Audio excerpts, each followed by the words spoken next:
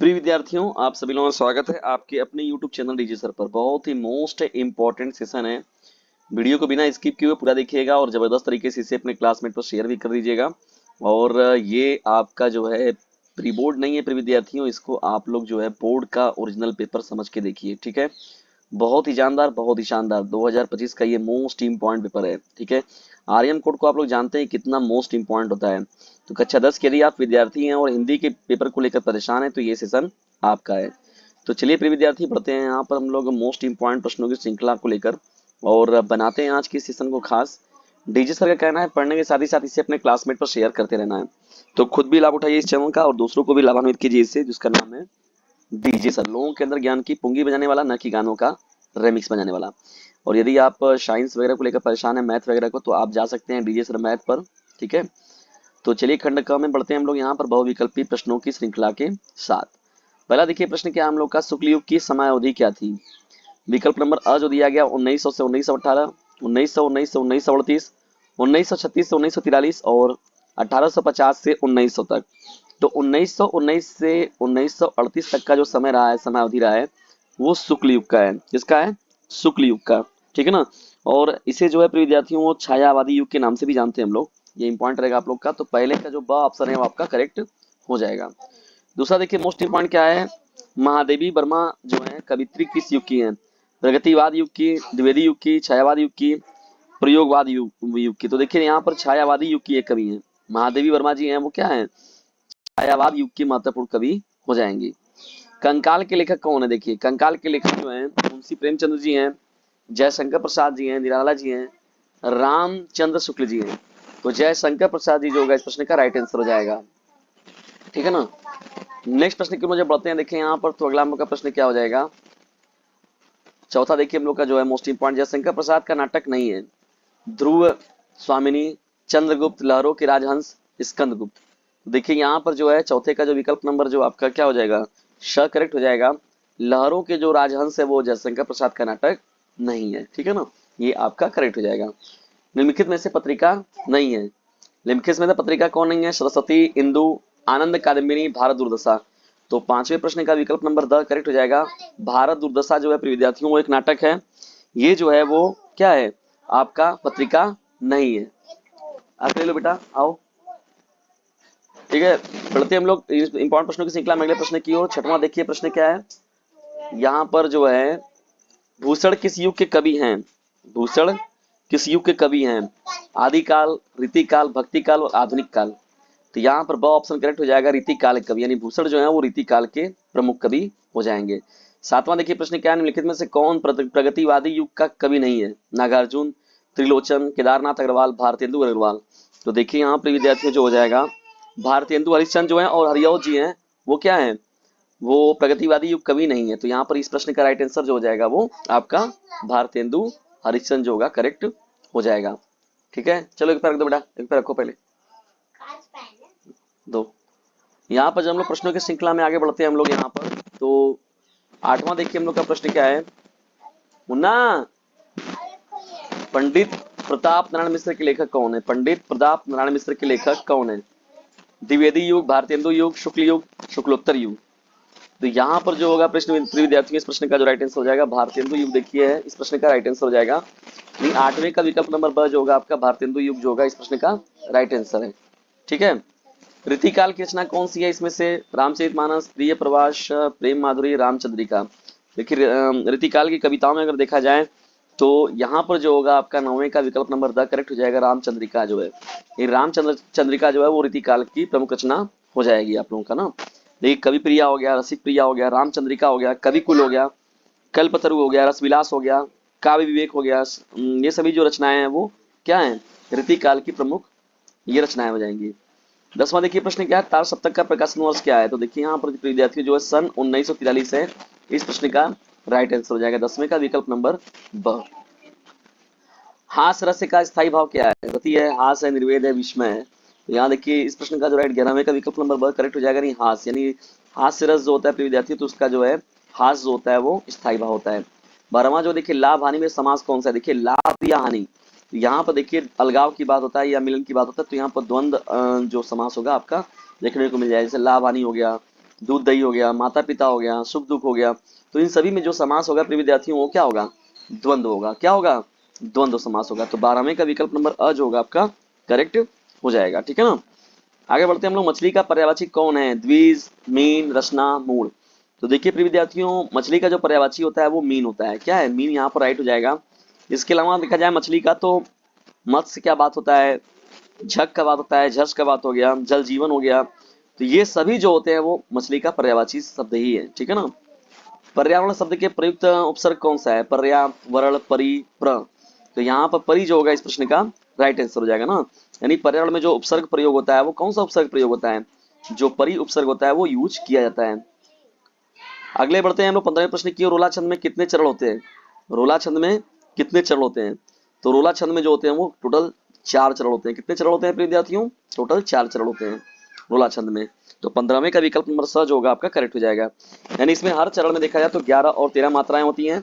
और most important ये रहेगा, विषम चरणों में 11 मात्राएं होती हैं और सम चरणों में जो होती है वो 13 मात्राएं देखने को मिलती है। 16वां देखिए प्रश्न क्या है? खीर का तत्सम रूप क्या होगा? तो खीर का देखिए तत्सम रूप जो होता है प्रिय विद्यार्थियों होता है क्षीर होता है। क्या होता है? क्षीर। ठीक है ना। 17वां जो कि क्या है? पीपर पात सरित मन डोला। पीपर पात सरिस मन डोला में जो अलंकार है वो कौन सा है? उत्प्रेक्षा है, रूपक है, उपमा है या फिर शोक है? तो यहाँ पर विद्यार्थियों जो देखिए हो जाएगा तो यहाँ उपमा अलंकार होगा। कौन सा अलंकार होगा? उपमा अलंकार। यानी मन की तुलना जो है पीपल के पत्ते से की गई है। ठीक है ना। पीपर पात सरिस मन डोला, यानी यहाँ पर जो है मन की जो तुलना की गई है वो पीपल के पत्ते से की गई है। ठीक है ना। तो इस पंक्ति में जो है यहाँ पर विद्यार्थियों उपमा अलंकार आपका हो जाएगा। गुरुआदेश में कौन सी संधि है? तो देखिए गुरुआदेश में अगर देखा जाए तो यहाँ पर प्रिय विद्यार्थियों जो है मुख्य रूप से जो यहाँ पर करेक्ट हो जाएगा आपका दीर्घ संधि करेक्ट हो जाएगा। पटतु किस धातु किस लकार का रूप है? पटतु। देखिए पटतु के बारे में अगर हम लोग बात करें तो ये लोट लकार का प्रथम पुरुष का एक वचन है। क्या है? लोट लकार का प्रथम पुरुष का जो एक वचन है उसे ही हम लोग कहते हैं पटतु। तो पटतु, पटताम, पठंतु, पट, पटतम, पठत, पठानी, पठाओ, पठाम। तो यहाँ पर ये जो होगा इस प्रश्न का राइट आंसर हो जाएगा। बिहारी किस युग के कवि हैं? देखिए प्रिय विद्यार्थियों, तो बिहारी जी जो है वो रीतिकाल के बहुत ही प्रसिद्ध कवियों में एक हैं। ठीक है। ये प्रश्न भी जो रहेगा आपका बहुत ही मोस्ट इंपॉर्टेंट रहेगा। देखिए यहाँ से हम लोग जब आगे बढ़ते हैं प्रिय विद्यार्थियों तो हम लोग को मिलता है यहाँ पर 20 बहुविकल्पी प्रश्नों की श्रृंखला। देखिए आप लोग को बताई गई सभी जो प्रश्न है मोस्ट इंपॉर्टेंट है, एग्जाम के दृष्टिकोण से बहुत ही महत्वपूर्ण है। अब सेशन को लेकर हम लोग बढ़ते हैं और बनाते इस सेशन को और भी खास और लेकर चलते हैं आप लोगों को खंड ख की ओर। हम लोग यहाँ पर देखिए ईर्ष्या की बेटी का नाम निंदा है। जो व्यक्ति ईर्ष्यालु होता है वही बुरे किस्म का निंदक भी होता है। दूसरों की निंदा वह इसलिए करता है कि वह इस प्रकार के दूसरे लोग जनता अथवा मित्रों की आंखों से गिर जाएंगे और जो स्थान रिक्त होगा उस पर मैं अनायास ही बैठा दिया जाऊंगा। तो देखिए यहाँ पर खंड ख में अगर देखा जाए फिर विद्यार्थियों तो देखिए खंड ख वाला जो है मेन ऑप्शन आपका हो जाएगा यहाँ पर 21वें का। तो उपयुक्त गद्यांश का जो है संदर्भ सहित यानी उपयुक्त गद्यांश का जो है संदर्भ सहित व्याख्या करना है यहाँ पर। तो यहाँ पर ये इंपॉर्टेंट समझना है हम लोग को। देखिए दोनों दो मिलता है आप लोग को। देखिए यहाँ पर भी देखिए अथवा में दिया गया होगा इसके, तो जिस पर आप अच्छे से लिख सकते हैं दोनों पैरा को अच्छे से पढ़ लीजिए, जिस पर आपको अच्छे से आ रहा है फिर उस पर आप लोग काम करिएगा। देखेंगे यहाँ पर अगर बात किया जाए तो जो पहले तो ये बहुत जरूरी होता है कि गद्यांश जो लिखते हैं आप गद्यांश का संदर्भ तो वो बहुत इंपॉर्टेंट होता है। अगर संदर्भ भी आप गलत लिख देंगे तब आपका काम एकदम गड़बड़ हो जाएगा। तो हमेशा कोशिश करिए कि जो आप संदर्भ लिख रहे हैं वो हमेशा सही लिखिए, चाहे गद्य का हो चाहे काव्य का हो।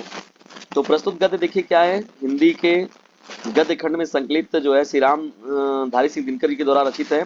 ईर्ष्या तू न गई मेरे मन से, ईर्ष्या तू न गई मेरे मन से वाला नामक पाठ से लिया गया है। तो यहाँ पर देखिए उपयुक्त गद्यांश का संदर्भ जो है लिखना है हम लोगों को। तो ईर्ष्या तू न गई मेरे मन से वाले चैप्टर से लिया गया है और उसके जो लेखक है वो कौन है? रामधारी सिंह दिनकर जी है। अब यहाँ पर कह रहा है रेखांकित अंश की व्याख्या करना है हम लोग को ना, यानी ईर्ष्या की बेटी का नाम निंदा है। दिनकर जी देखिए इसमें प्रिय विद्यार्थियों कहते क्या है कि जैसे ही हमारे मन में ईर्ष्या की भावना जन्म लेती है वैसे ही क्या होता है? निंदा की भावना भी उत्पन्न हो जाती है। यानी ईर्ष्या आता है तभी निंदा भी आता है। यानी दिनकर जी का ये कथन है, उन्होंने अपने तरीके से ये जो इस पर अपना वक्तव्य दिया हुआ है कि जब हमारे मन में ईर्ष्या की भावना जन्म लेती है तो वैसे ही निंदा की भावना भी उत्पन्न हो जाती है। इसलिए जो है प्रिय विद्यार्थियों निंदा को जो है ईर्ष्या की बड़ी बेटी अथवा पहली संतान कहा जाता है। ठीक है ना। जो व्यक्ति तो निंदक भी होते हैं नहीं, तो जो व्यक्ति ईर्ष्यालु होते हैं वो निंदक भी होते हैं। तो इसका मतलब हो गया निंदा जो होती है वो ईर्ष्या की बड़ी बेटी अथवा पहली संतान कहा जाता है। जो व्यक्ति किसी के प्रति ईर्ष्यालु होते हैं वो अत्यंत क्या होते हैं, बढ़ा चढ़ाकर उसकी बुराई करते हैं ना। दूसरों की निंदा इसलिए करता है ताकि वो इस प्रकार लोग जनता अथवा मित्रों की आंखों से गिर जाएंगे और रिक्त स्थानों पर वो खुद स्वयं चले आएंगे। तो यहाँ पर क्या होगा, बढ़ा चढ़ाकर बुराई किया जाता है और उसकी बुराई करने में उसे जो है आनंद का अनुभव भी होता है। वह चाहता है कि अन्य लोग भी जो है उस व्यक्ति की बुराई करें। उसकी निंदा करने का उद्देश्य क्या होता है प्रिय विद्यार्थियों, यह भी होता है कि वह व्यक्ति जो है दूसरों लोगों की दृष्टि में गिर जाए।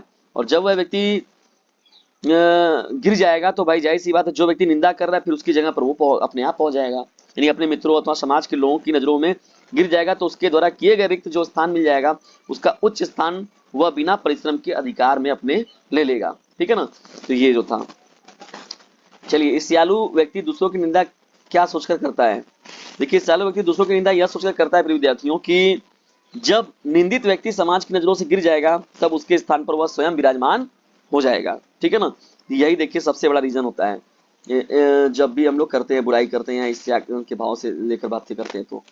तो फिर विद्यार्थी ये था हम लोग का। देखिए इसके अथवा में जो दिया गया है, जो इसके अथवा में दिया गया है, तो फिर जब पढ़ते हैं हम लोग यहाँ पर अथवा में, तो ये तो एक हो गया आप लोगों का। एक आप इसको देख लीजिएगा इस पर, इस जो पैरा को। अब काव्य का देखिए दिया गया है विद्यार्थियों इसी तरीके से, नम में गर्वित झुकता न शीश पर अंकित किए हैं दिन चार ना। तो ये भी है आप लोगों का, इसमें देखिए इंपॉर्टेंट है, इसको भी आप लोग देख लीजिएगा। मूंग वाला नहीं है बेटा, जो है यहाँ पर हम लोग बढ़ते हैं आगे। यहाँ पर तो इस समाधि में छिपी हुई है एक राग की ढेरी। अब संस्कृत देखिए, संस्कृत का दिया गया, संस्कृत गद्यांश के यहाँ दिया गया, अग्नि राष्ट्र कृष्ण करीम राम रहीम जीन बुद्ध ख्रिस्त अल्लाह इत्यादिनी नामानि एकस्य एव परमात्मना सन्ति तम एव ईश्वरम जना गुरु इत्यापि मानयन्ते। अतः सर्वेषां मतानां संभाव सम्मानस्य अस्माकं संस्कृते संदेश। तो देखिए यहाँ पर फिर विद्यार्थी जो है यहाँ पर दिया गया कि जो अग्नि हो गया, राष्ट्र हो गया, कृष्ण जी हो गए, करीम राम रहीम जिन बुद्ध खिस्ता अल्लाह आदि जो है एक ही परमात्मा के नाम है। एकस्य एव परमात्मना संति, एक ही परमात्मा के नाम है। तम एव ईश्वर जना गुरु इत्यापि मानयन्ते, उसी ईश्वर को लोग गुरु भी मानते हैं। अतः सर्वेषां मतानां संभाव सम्मानस्य अस्माकं संस्कृते संदेश। अतः सभी मतों के समानता एवं सम्मान ही हमारी जो संस्कृति का क्या है, महत्वपूर्ण रूप से संदेश है। ठीक है, ये हो जाएगा प्रिय विद्यार्थियों आप लोग का, ये भी देखिए मोस्ट इंपॉर्टेंट था। ठीक है ना। स द्वादश वर्ष उपेत्यम चतुर्विंशति वर्ष सर्वान वेदान द्वितीय महामना अनुचन मानी स्तब्ध ए आय। देखिए यहाँ पर जो है प्रिय विद्यार्थियों ये है जो हम लोग का महामना वाला जी जो है चैप्टर, उससे है। तो 12 वर्ष तक उनके पास पहुंचकर और 24 वर्ष तक समस्त वेदों का अध्ययन करके महामनस्वी जो थे अनुचर मणि दंग रह गए। क्या रह गए? महामना वाला तो यहाँ नाम लिया गया, महामना वाला चैप्टर नहीं है प्रिय विद्यार्थियों। महामना जो थे वो क्या हो गए? महामनस्वी अनुचर मणित दंग रह गए। तत्तहम पितोवाच श्वेतोंकितो दंतु सोमेदम महामना अनुचान मानी स्तोदंत प्राच्य। तो मेरे पिता ने उनसे कहा चंद्रमा का स्रोत क्या है। ठीक है, तो ये हो जाएगा प्रिय विद्यार्थियों। देखिए यहाँ पर पद्यांश का भी इसी तरीके संस्कृत का आपको मिलेगा। शार्थम प्रवसतो मित्रम भार्या मित्रम गृहेस्त आसुरस्य विषयंग मित्रम दान मित्रम मरिष्यत। तो यहाँ पर एक मित्र जो देखिए सार्थ प्रवसतो मित्रम भार्या मित्रम गृहे सतः, तो एक मित्र वह पत्नी के रूप में होता है जो घर पर रहते हुए भी मित्र बना या बनी रहती है। चिकित्सक राक्षस का मित्र है और दान जो होता है वो मृतक का मित्र है। ठीक है ना। ये हो गया। मानम हित्वा प्रियो भवति क्रोधम हित्वा न सोचति काम हित्वार्थवान भवति लोभम हित्वा सुखी भवेत्। ठीक है, तो अभिमान त्यागने से क्या होता है, वह प्रिय हो जाता है। मानम हित्वा प्रियो भवति, अभिमान त्यागने से क्या होता है, वह प्रिय हो जाता है। और क्रोध त्यागने से शोक नहीं करता। काम हित्वार्थ भाव भवति लोभम हित्वा सुखी भवेत्। जो इच्छा छोड़ देता है वह सार्थक हो जाता है और जो लोभ छोड़ देता है वह सुखी हो जाता है। ठीक है, तो इस तरीके से ये आपका हो गया विद्यार्थियों। अब देखिए जो आपका गद्यांश मिलेगा, बुक मिलेगा, उसके अनुसार देखिए यहाँ पर दिया गया प्रश्न है कि गद्यांश का जो है संदर्भ सहित व्याख्या लिखना है आप लोगों को ना। तो ये भी चीज रहे आप लोगों का। तो ये जो लेखक का जीवन का परिचय देना है यहाँ पर, कवि का, लेखक का, तो ये आप लोग दे दीजिएगा संतुलित भाषा में। अपनी पाठ में कोई एक श्लोक देना है जो इस पेपर में नहीं आया है, और प्रश्नों के उत्तर देना। संस्कृत में देखिए ये है, बहुत ही इंपॉर्टेंट प्रश्न है, बार बार पूछे जाने वाले प्रश्न है प्रिय विद्यार्थियों, तो इनको तैयार कर लीजिएगा। तुमुल खंड काव्य देखिए, वाराणसी का पेपर डिस्कस मैं कर रहा हूँ, तो यहाँ पर तुमुल खंड काव्य देखिए आया हुआ है, इंपॉर्टेंट है। और विषय पर निबंध लिखना है, देखिए स्वच्छ भारत अभियान हो गया, विज्ञान के चमत्कार हो गया, प्रदूषण की समस्या और समाधान, बेरोजगारी की समस्या, तो सब जो है मोस्ट इंपॉर्टेंट है, सबको देख लीजिएगा प्रिय विद्यार्थियों। तो यह सब मिला जुला पेपर बहुत ही जानदार था, जबरदस्त तरीके से जो इसे अपने क्लासमेट पर भी शेयर कीजिएगा। जितने भी मैक्सिमम विद्यालयों को पेपर सेंटर मिले हैं वो मैक्सिमम जो मतलब जो मोस्ट इंपॉर्टेंट आपके पेपर रहे हैं वही पेपर आप लोग को मिले हैं, और प्रीवियस ईयर के पेपर ज्यादातर देखने को मिले हैं प्रिय विद्यार्थियों, तो ये भी आपके लिए एकदम मोस्ट इंपॉर्टेंट पेपर में एक रहेगा।